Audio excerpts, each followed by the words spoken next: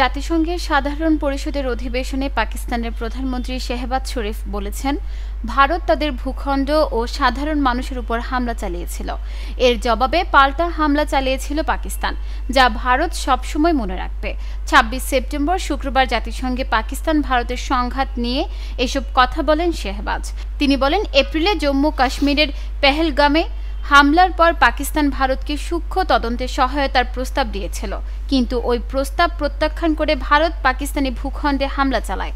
ভারত রাজনৈতিক খেলা খেলেছে বলেও জাতিসংঘে অভিযোগ করেন পাক প্রধানমন্ত্রী। এছাড়া হিন্দুত্ববাদকে পাকিস্তান পুরো বিশ্বের জন্য হুমকি হিসেবে দেখে বলে জানান তিনি।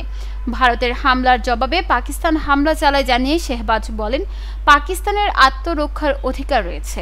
ভারতের আগ্রাসনের জবাবে তাদের ৭টি বিমান ভূপাতিত করা হয় বলে জানান পাকিস্তানের প্রধানমন্ত্রী। তিনি বলেন, ভারত আমাদের এ জবাব কখনো ভুলবে না। এছাড়া সিন্ধু নদ চুক্তি লঙ্ঘনকে পাকিস্তান যুদ্ধ হিসেবে বিবেচনা করবে বলেও মন্তব্য করেন শেহবাজ। পাকিস্তান ও ভারতের মধ্যে এই সংঘাত থামাতে যুক্তরাষ্ট্রের প্রেসিডেন্ট ডোনাল্ড ট্রাম্প এগিয়ে আসেন এবং সংঘাত থামান বলে জাতিসংঘে বলেন পাকিস্তানের এই প্রধানমন্ত্রী। এর কৃতজ্ঞতা স্বরূপ ট্রাম্পকে পাকিস্তান নোবেল শান্তি পুরস্কারের জন্য মনোনয়ন দেয়।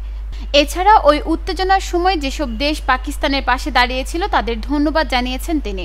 এগুলোর পাশাপাশি ইসরায়েল ফিলিস্তিন দ্বন্দ্ব নিয়েও কথা বলেন শেহবাজ। নিউজ ডেস্ক, চট্টগ্রাম সময়।